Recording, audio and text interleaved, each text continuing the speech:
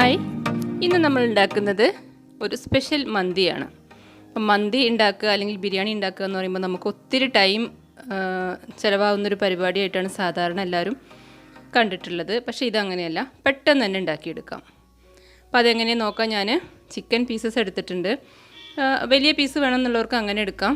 എനിക്കിപ്പോൾ കിട്ടിയത് ചെറിയ പീസാണ്, അതുകൊണ്ട് ഞാൻ അത് വെച്ചിട്ടാണ് ചെയ്യുന്നത്. അപ്പോൾ ഇതൊക്കെ ഫോർക്ക് വെച്ചിട്ട് ഒന്ന് കുത്തിയെടുക്കുകയാണ്. വരഞ്ഞു കൊടുത്താലും മതി, മസാലയൊക്കെ ശരിക്കും പിടിക്കാൻ വേണ്ടിയിട്ടാണ്.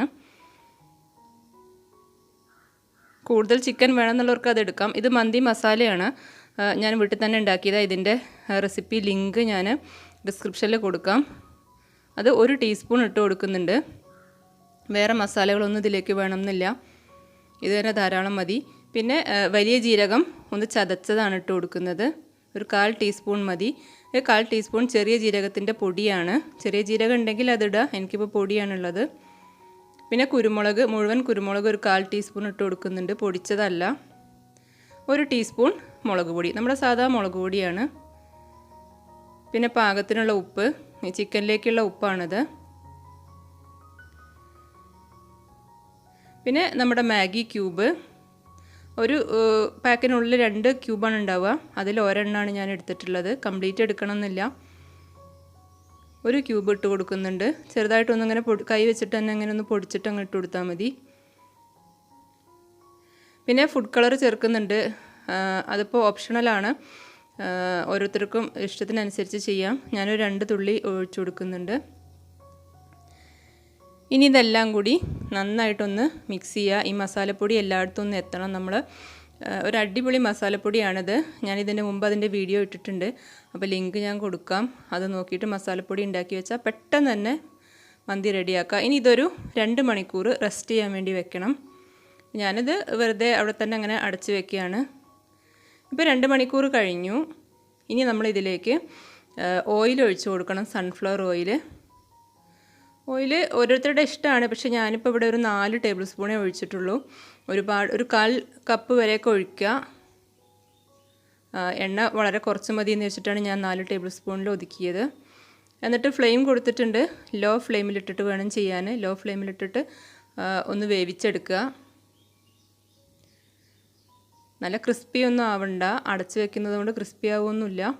അപ്പോൾ ഇടയ്ക്ക് തുറന്നിട്ടൊന്ന് ചിക്കനൊക്കെ ഒന്ന് തിരിച്ചും മറിച്ചും ഇട്ട് കൊടുക്കുക.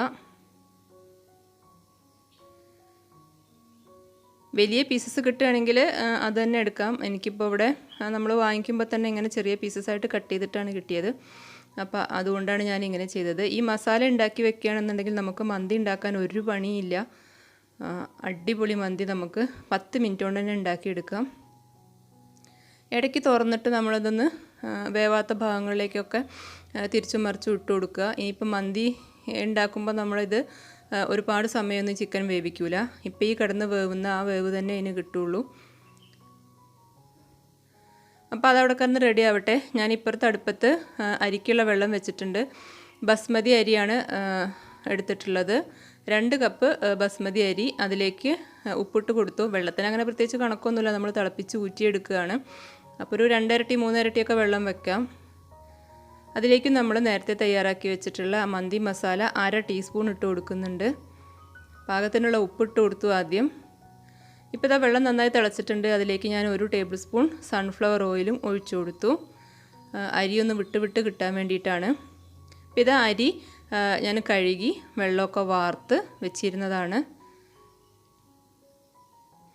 അത് ഇട്ട് കൊടുക്കുകയാണ്. 2 കപ്പ് ബസ്മതി അരിയാണ്. കഴുകി നന്നായിട്ട് വെള്ളം വാർത്ത് വെച്ചിരുന്നതാണ്. ജസ്റ്റ് ഒന്ന് ഇളക്കി കൊടുക്കുന്നുണ്ട്, കട്ട കെട്ടാതിരിക്കാൻ വേണ്ടിയാണ്.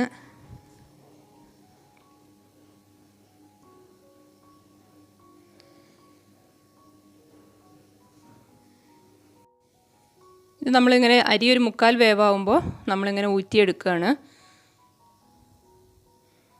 ഒന്നിങ്ങനെ പിടിച്ച് നോക്കുക. അപ്പോൾ ഒരു 3/4 വേവൊക്കെ ആകുമ്പോൾ നമ്മൾ ഊറ്റിയെടുക്കുക.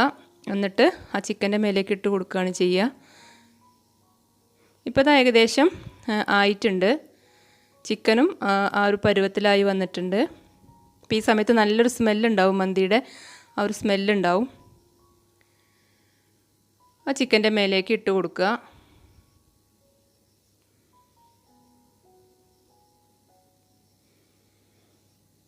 വേറെ ഇടയ്ക്കൊന്നും നമ്മൾ ഇപ്പോൾ ബിരിയാണി ദമ്മിടുന്ന പോലെ ഇടയ്ക്ക് വേറെ ഒന്നും ഇട്ട് കൊടുക്കാനൊന്നുമില്ല.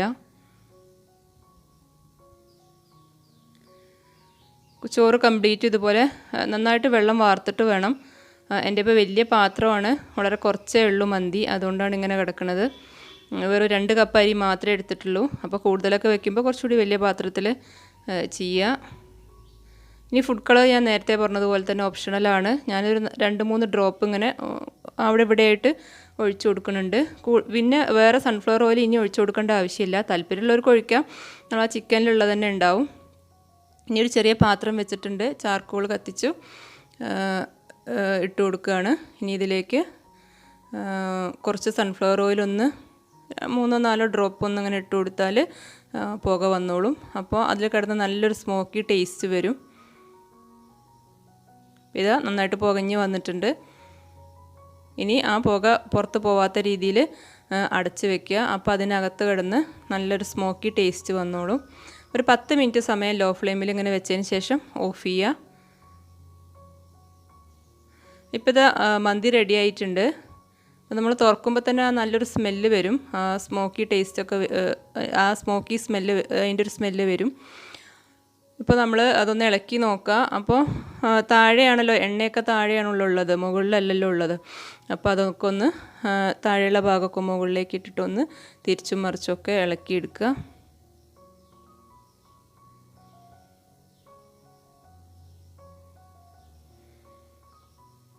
നന്നായിട്ടൊന്ന് മിക്സ് ചെയ്യുക, എണ്ണ എല്ലായിടത്തേക്കും ഒന്ന് എത്താൻ വേണ്ടിയിട്ടാണ്.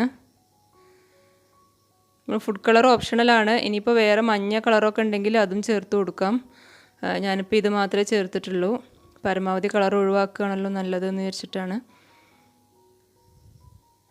ചിക്കൻ്റെ അളവും കൂടുതൽ വേണമെന്നുള്ളവർക്ക് കൂടുതൽ എടുക്കാം. അതൊക്കെ ഓരോരുത്തരുടെ ഇഷ്ടം. നമുക്ക് പെട്ടെന്ന് തന്നെ മന്തി ഉണ്ടാക്കണം എന്ന് തോന്നുമ്പോൾ 10 മിനിറ്റിൽ തന്നെ റെഡിയാക്കി എടുക്കാവുന്നൊരു റെസിപ്പിയാണിത്.